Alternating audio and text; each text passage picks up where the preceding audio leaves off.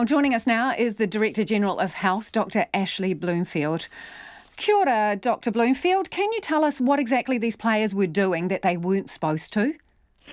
Kia ora. Yes, I can. And the main thing was, as described there by Johnny Gray, that they were essentially gathering together inside the facility outside of their rooms in groups, so in the corridor, sharing food, sitting around chatting, clearly not abiding by the obligations and expectations that they were only well too aware of. And this was captured on CCTV. It was responded to by staff immediately, and the facility have done a fantastic job. They were given a reminder, a very clear reminder about what was expected, and then we saw once again, actually, they were, at least one or two of them were then continuing to do that. And the investigation showed that actually there had been other occasions where this had been happening.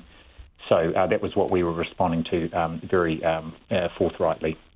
So when you say they were basically mingling together, socialising, how long were they doing it for? I mean, the period of time that they were together mixing. Well, just to point out, of course, that they do have this privilege of being able to train together inside their separate bubbles as part of the arrangements, and so they go off to training grounds. There's very strict arrangements that they had signed up to.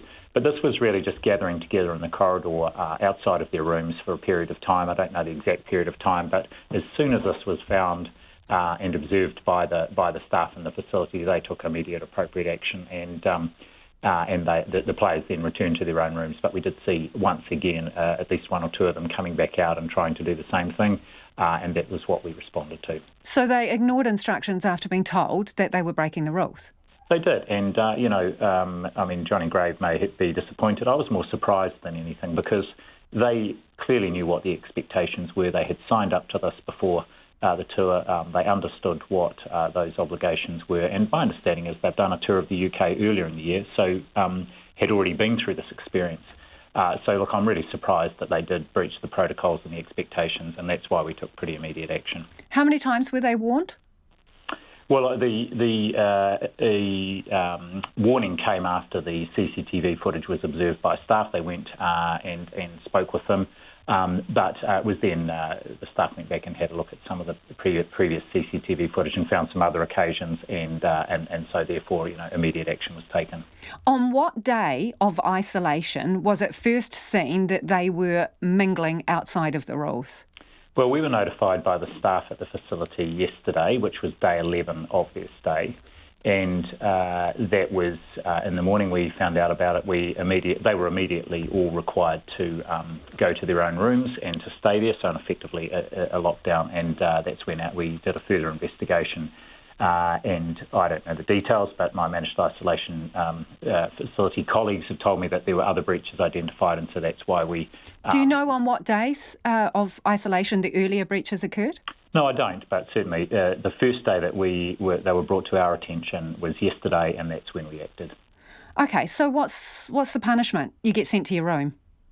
Well, no, a little more than that, actually. I should say, of course, that all members of the party have had tests and all have returned negative tests. But that's not the point, is it, Dr. Bloomfield? With the greatest respect, that is not the point. They broke the rules and they got sent to their rooms. Yeah, if you can let me finish. What the action we did take was we immediately rescinded last night I wrote to them and rescinded their privilege around getting together and training. They were due to go training again today and tomorrow.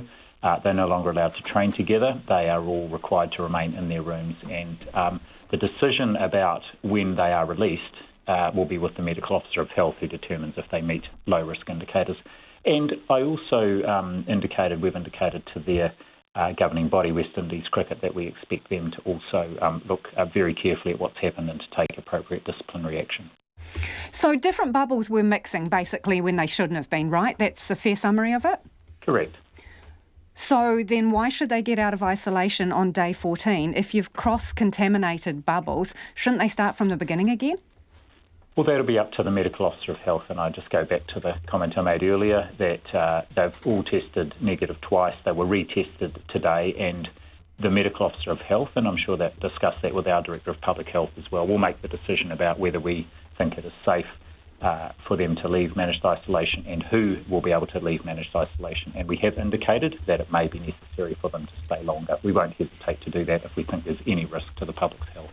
So they've only got 2 days left in there. Can't you tell already whether you require them to stay on longer? Well, we'll wait till we get the results of their day 12 testing, which was done today. That will be helpful. So in terms of that testing, if they all come back negative, are you just going to let them go on day 14 as per normal? As I say, that's up to the local medical officer of health and the health team there. I'm not going to speculate on what their decision will be. So it will ride entirely on the medical evidence rather than, I suppose, extending a punishment to them? Yeah, we won't use the managed isolation as a punishment. What has happened is that their privilege to train together has been withdrawn. They can no longer do that. That's only for 2 days, though, isn't it? That seems pretty, well, it seems like a bit of a slap across the wrist with a wet bus ticket. Well, and their own organisation will also, I'm sure, apply some disciplinary response. But again, managed isolation is not a punishment in and of itself.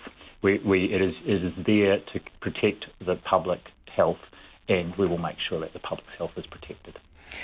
But yes, it is there to protect the public health. Don't disagree with that. But they were given privileged preferential treatment and different exemptions. So not only were they privileged to be in the managed isolation because they're coming here for sport and they're visitors, they were given exemptions and they didn't honour those exemptions, did they? So can you understand how this might sting, this abuse of the rules might sting when people are queuing up to get into MIQ? Oh, absolutely, and that's why we withdrew the privilege immediately, and that's why their own organisation is doing its own investigation, and I'm sure will also have its own response. Do you think that's enough, just the 2 days without training? Well, that was the privilege that we were in a position to withdraw. They're in managed isolation to protect the public health, and so we'll make sure that that's what the medical officer of health will make the decision around their release, and then any further disciplinary action will be up to their governing body. You said it was really clear, that the players were really clear about what the rules were. So I'm wondering, when they were first told that they were breaking the rules, how did they react? Well, I wasn't there on the ground, but clearly they went back to their own rooms as requested by the staff there, who have done a fantastic job and right along have done so.